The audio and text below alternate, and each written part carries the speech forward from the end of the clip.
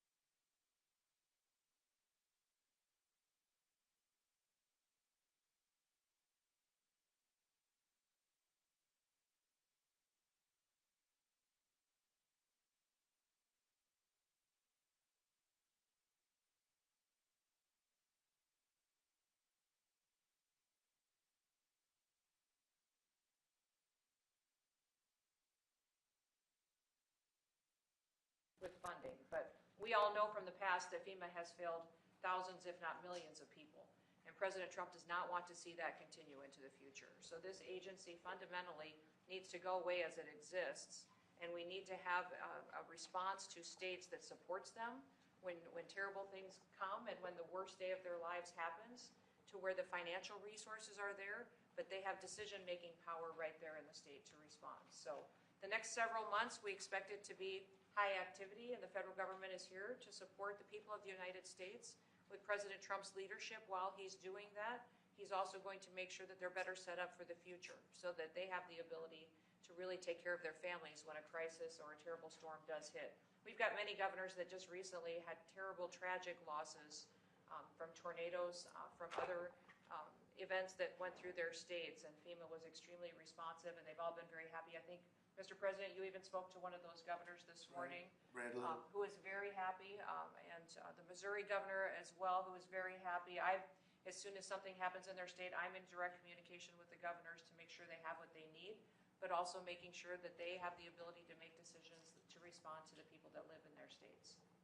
Thank you very much. Great job, everybody. So we want to wean off of FEMA, and we want to bring it down to the state level. A little bit like education, we're moving it back to the states so the governors can handle it. That's why they're governors now. If they can't handle it, they shouldn't be governor. But these governors can handle it, and they'll work in conjunction with other governors. They'll give each other a hand. But the FEMA thing has not been a very successful experiment. Very, very expensive, and it doesn't get the job done. You saw what happened in North Carolina under the past administration. And when we got in, we did a great job for North Carolina, brought it back, but it was a disaster, FEMA. And it has not worked out well. It's extremely expensive. And again, when you have a tornado or a hurricane or you have a problem of any kind in a state, that's what you have governors for. They're supposed to fix those problems. And it's much more local, and they'll develop a system, and I think it'll be a great system. And also when it comes to forest fires.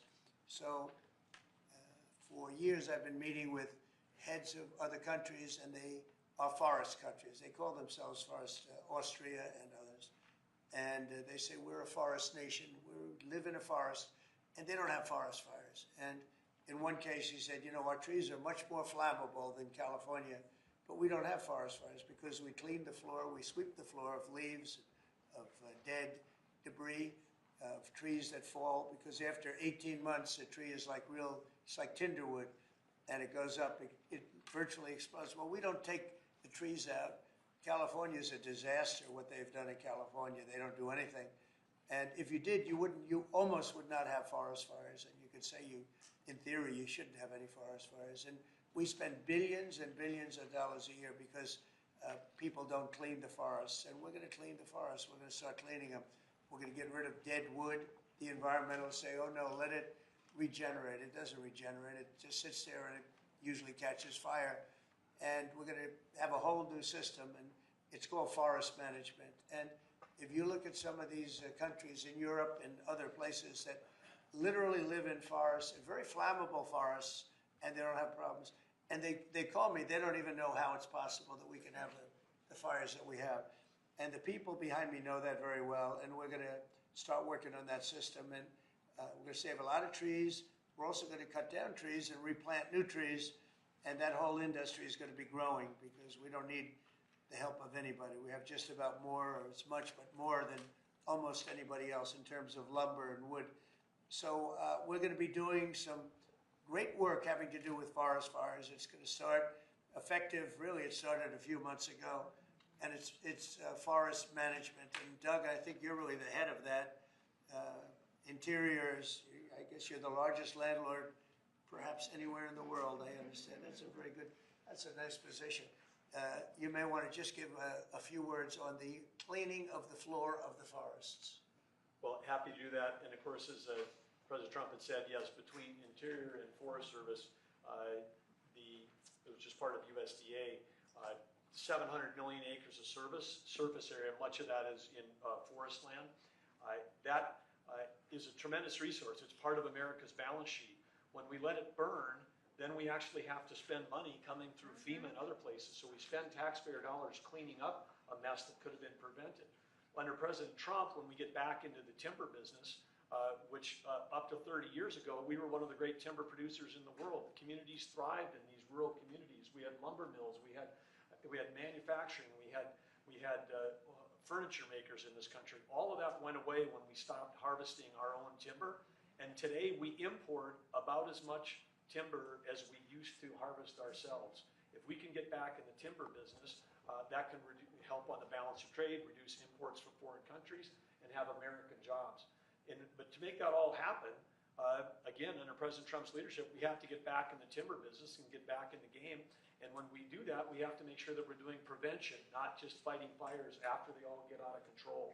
And so again, working with OMB and others to make sure that we've got the budget for doing the prevention work and the forest management upfront, reduces the expense and the cost on the back end of fighting these massive fires.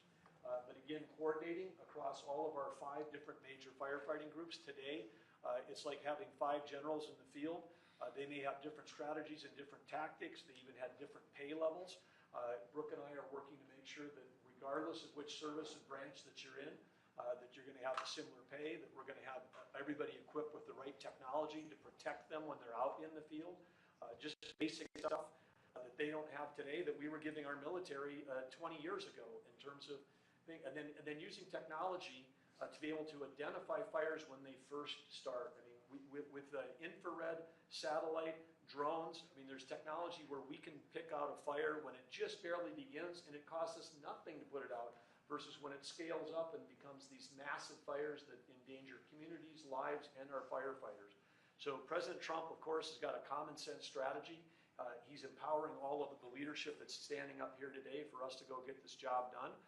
It's going to get America back in the timber business. We're going to put out fires when they're small and as opposed to when we can't control them when they're large. And we're going to have revenue coming into the federal government from those timber sales, as opposed to those timber leases to the private companies, as opposed to revenue going out through FEMA after the fact when we're cleaning up a mess. So the whole thing makes complete sense. And Brooke and I and Christy and Russ, we're all excited to go out and implement the President's vision. And we have some of the best timber anywhere in the world, and we don't use it. We've freed it up. Lee Zeldin's done an incredible job in that regard, from environmental restrictions that are ridiculous. And a lot of it's been freed up. The rest of it's being freed up. Some areas will continue to protect, but we're going to be freeing up most of it. And again, we have some of the best in the world. And when I hear you say that we lost more in fires than we produce, is so crazy, because we shouldn't lose very much at all. I could say we shouldn't lose any if it was perfect, but it should not be ever like what we've seen. We're sending billions of dollars to California all the time because obviously in California they are not doing a good job in any way, shape, or form, any other thing either. So with that, I'm heading to Fort Bragg right now. I think the helicopter's landing as we speak. But if you want, we'll take a few questions. Mr. President, will you invoke the Insurrection Act to deal with the situation in California? If there's an insurrection, I would certainly invoke it. We'll see. But I can tell you last night was terrible. The night before that was terrible. We have, as you've seen, it was on most of your networks, people with big, heavy hammers pounding the concrete and pounding curbs, pounding it, breaking up, and handing these big chunks of concrete to people. And they were taking that concrete, going up on bridges and dropping it into the roof of a car. They were throwing it at our police. They were throwing it at our soldiers that are there. And we got it stopped, and we have them in custody right now. Look, if we didn't get involved, right now, Los Angeles would be burning, just like it was burning a number of months ago with all the houses that were lost. Los Angeles right now would be on fire, and we have it in great shape. We're not playing around. How will you determine whether or not there is an insurrection? Well, you'll take a look at what's happening. I mean, I could tell you there were certain areas of Los Angeles that you could have called it an insurrection. It was terrible. But these are paid insurrectionists. These are paid troublemakers. They get money. And when you take a look at what they do, where they show up and everyone's saying, what's he doing? He's pounding the curbs. This one guy's pounding the curb, breaking the curb, and handing big pieces of granite. In some cases, it's granite and concrete to other people. And they're running out with it. And then we watch the other people, and they try and throw it into the face of the soldiers, throw it into the face of the police, and they hurt some people very badly. They go up on bridges, they drop it down on the cars as the cars are moving. They're not breaking the curb because they're doing a demolition service. They're breaking it to hand out to people as a weapon. It's bad stuff. I've never seen that before. Mr. President, how soon do you want to see FEMA eliminated? And what's your message to the governors about how much more of an expense is going to fall to states? Yeah, well, it's not going to be so much the states. We're going to give out less money. We're going to give it out directly. It'll be from the president's office. We'll have somebody here. Could be Homeland Security, but we're going to give it out through a method where it's given out. As an example, I just gave out $71 million to a certain state. They were looking to do about 120. They were very happy with the 71 million. We did a little cutting, and they were very happy with it. So we're going to do it much differently. We think after this, Christy, I'd say after the hurricane season, we'll start Yes, sir. You facing set it up out. a FEMA council over the next couple of months. We'll be working on reforms and what FEMA will look like in the future as a different agency, as under the Department of Homeland Security to the President's vision. And it will empower governors to go out and respond to emergency situations. And that what the President does best is to make sure that the taxpayers are only fulfilling the need to which is appropriate, and that people are responsible to respond to their own people closest to home. So If it's a certain state, as an example, gets hit by a hurricane or tornado, that's what a governor, a governor should be able to handle it. And frankly, if they can handle it, the aftermath, then maybe they shouldn't be governor. And Mr. President, when is the last time you spoke with Governor Newsom? A day ago. Called him up to tell him, got to do a better job. He's doing a bad job, causing a lot of death and a lot of potential death. If we didn't send out the National Guard, and last time we gave him a little additional help, you would have, Los Angeles would be burning right now. Los Angeles would be not a lot different than what you saw take place in California and Los Angeles just a little while ago. And, you got to remember, we have the Olympics coming. And we don't want people looking at Los Angeles like it would have been. It would have been bad. Last night, they had total control. If we didn't have the military in there, the National Guard, and then we also sent in some Marines. We had some bad people. We have people, they look in your face and they spit right in your face. They're animals. And these are paid insurrectionists. These are paid troublemakers. They're agitators. They're paid. Do you think somebody walks up to a curb and starts hammering pieces out, has all the equipment necessary, and starts handing it out to people to use as a weapon? These are paid insurrectionists or agitators or troublemakers. You can call it whatever you want. And we ended it, and we have in custody some very bad people. Some very bad people. Mr. President. Did you see the guy throwing the rocks at the police cars as they went by and crushing their windows and endangering our police? We're not going to let that happen, yeah. Pardon me. Mr. President, on those Marines, Governor Newsom has described them as political pawns. I'm curious for your reaction to that and what you see as the Marines' role and what are their rules of engagement? All I want is safety. I just want a safe area. Los Angeles was under siege until we got there. The police were unable to handle it. You could speak to the chief. He said it on television 3 nights ago. He said, this is more than we can handle. They said that. And the LA police, I know a lot of the police in LA, they're great people, but they're given instructions not to do this, not to do that. But in this case, they were trying their best. They were not able to handle it. It was out of control. When we got there, and you have to remember, I've been here before, and I went right by every rule, and I waited for governors to say, send in the National Guard. They wouldn't do it. They wouldn't do it, and they just wouldn't do it. It kept going on and on, got worse and worse. And in Minneapolis, that city was burning down 7 days, and I said, I don't care. The governor, who's a governor that just happened to be running for vice president, you talk about an incompetent governor. He's an incompetent person. That he was picked, well, I was actually very happy he was picked for other reasons. But this guy wouldn't call the National Guard. And we ultimately just sent in the National Guard. We stopped it. But that was after 7 days. And I said to myself, if that stuff happens again, we've got to make faster decisions because they don't want to do it. The radical left, it's usually radical left, and it's usually governors that are Democrat. and they don't want to call them in. They don't want to save lives. They don't want to save property. They don't want to call them in. I don't know what it is. We sent them in, not early, we sent them in late as far as I'm concerned. But big problems, as you know, 3 nights ago, big problems were ensuing. If we didn't send in the National Guard quickly, right now, Los Angeles would be burning to the ground. The Marines is, a lot of people think, an escalatory step, though. These are guys who fight wars. Are you at all concerned that things could get out of hand with Marines? When I see in people American City?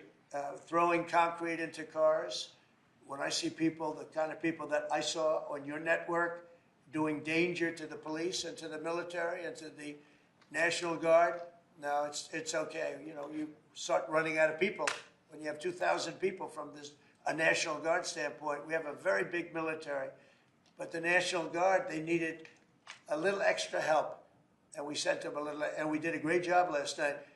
We had, well, you got a lot of cars go up in smoke and flame and a lot of bad scenes, but it was pretty minor by comparison. This morning it's very calm. We'll see what happens later. But they know if they go there, they're not going to get anywhere because we have the National Guard there. We backed it up with a number of Marines, yeah. Mr. President, do you agree with Governor Abbott soon signing legislation to mandate the 10 Commandments in school classrooms? Having to do with what? Governor Abbott is soon going to sign legislation to mandate displays of the 10 Commandments in school classrooms. Do you support him? I have to take a look at it. I'm going to have to look at it. Will the National Guard be in California indefinitely? How long will they be there until you think? Until there's no danger. It's easy. Look, it's common sense. You ask me that question. When there's no danger, they'll leave. You would have had a horrible situation had I not sent them in. Horrible. You'd be reporting on a lot of death and a lot of destruction that's not going to take place. I think if you look, every night it got less and less. They were met with very strong force, the bad people, the bad, sick people that do what they do. But these are paid people in many cases, not in all cases, but in many cases. And they really are, they're agitators. I was wondering if you had any response to Mexican President Sheinbaum, who condemned the violence there. Have you been in touch with her at all? Said what? I was wondering if you had any response to what Mexican President Claudine Sheinbaum said in response. What'd she say? She condemned the violence in LA. Oh, I do too. Yeah. Have you been in touch with her at all? Well, you think I don't condemn it? I condemn the violence in LA, ladies and gentlemen, but I also stopped the violence in LA. And by doing what I did, I stopped the violence in LA. And that would have been, I think, maybe I'd ask Christie to speak to that. That would have been an unbelievable tragedy. We would be talking, I don't know that would even be here right now. It would have been so bad. I'd probably maybe be out there. I don't know, but Christie, could you speak to that? Absolutely. So in 2020, I was a governor of a neighboring state to Tim Walz and watched him let his city burn. And the president and I have talked about this in the past, and he was not going to let that happen to another city and to another community where a bad governor made a bad decision. So Claudia Sheinbaum came out and encouraged more protests in LA, and I condemn her for that. She should not be encouraging violent protests that are going on. If people are allowed to peacefully protest, but the violence that we're seeing is not acceptable, and it's not going to happen in America. This president is standing up for the average American who wants to walk their child to school every day safely, run their small business, and provide for their families. That's the action that he's taking. He has every authority under the Constitution to send these National Guard under Title X into these communities and make sure that operations go smoothly, that law enforcement officers are protected, that they can continue to do their work without fear of being injured or killed or disrespected, and that they can go home to their families at night. So I'm incredibly proud of the president for activating the National Guard and for sending in these Marines, because these Marines are specifically trained to meet the need that we have on the ground in LA right now. And Governor Newsom has done a disservice to the state of California for many years. The people there should never elect him into a leadership position ever again. He The clearly governor's a cannot. nice guy, but he's grossly incompetent. When it comes to his railroad that he's building, where it's like 30 times over budget, nobody's ever seen anything like it. Now it doesn't even go to San Francisco and LA. It's way short of it. After years of work and overruns like nobody's, those contractors are some of the wealthiest people in the world, I guarantee you that. Because that money goes to those contractors. They just did a number on the wallet of the people of California. That train, you should look at that train. That is the greatest. I've never seen cost overruns. I've seen cost overruns and great incompetence over my life. I've never seen anything like that.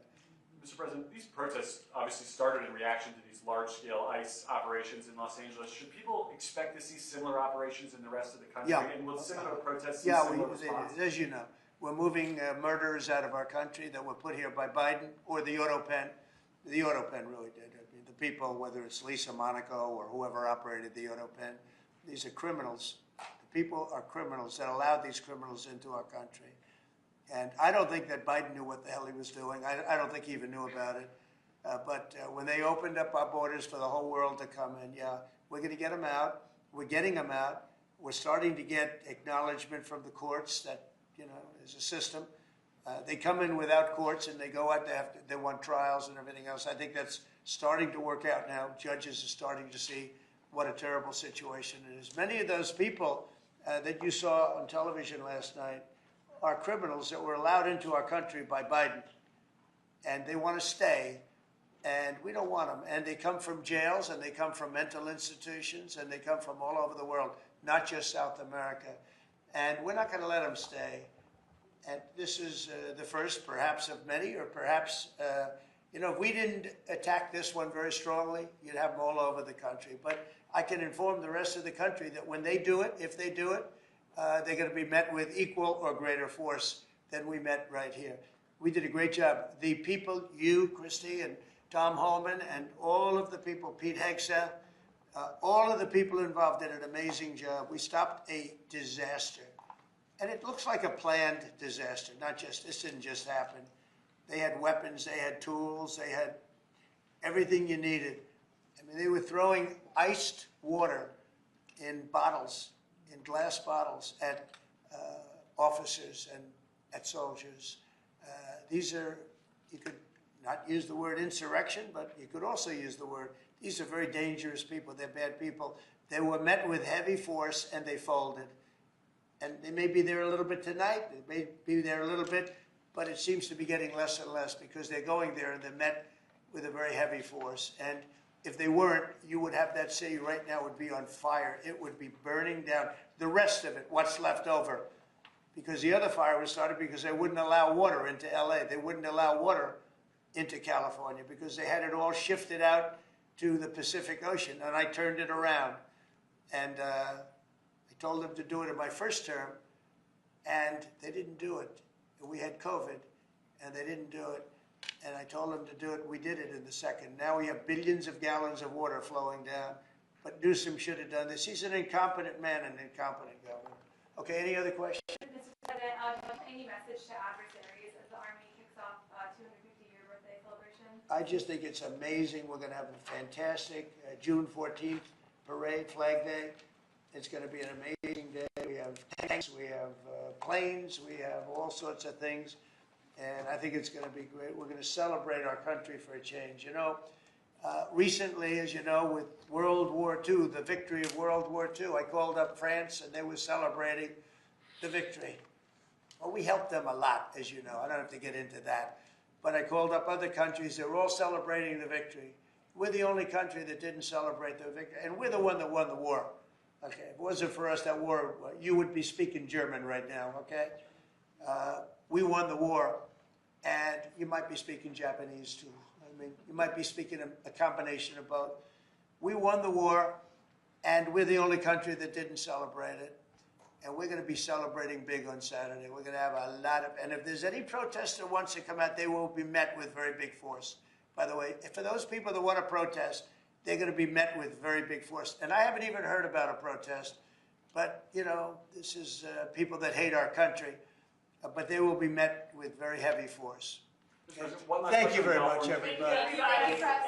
Thank Thank you. you, press. Let's move out. Thank you, guys. Thank you. Thank you. Thank you, press.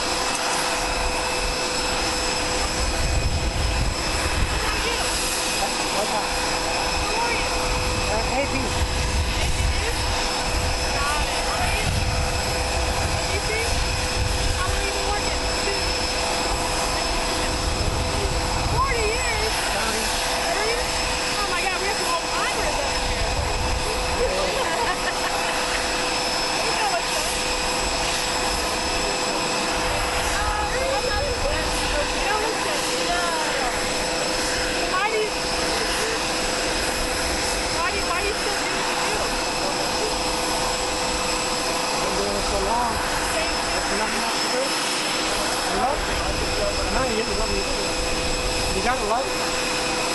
Continue on, you gotta love it.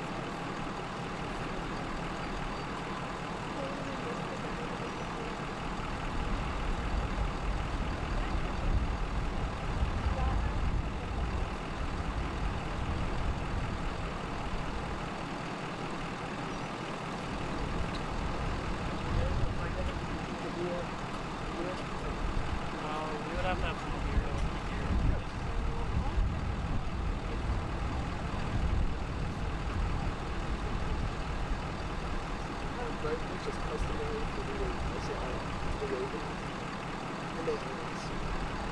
So I mean they're wearing a hat, I'm wearing a hat, we're in a smoothing roll and so on.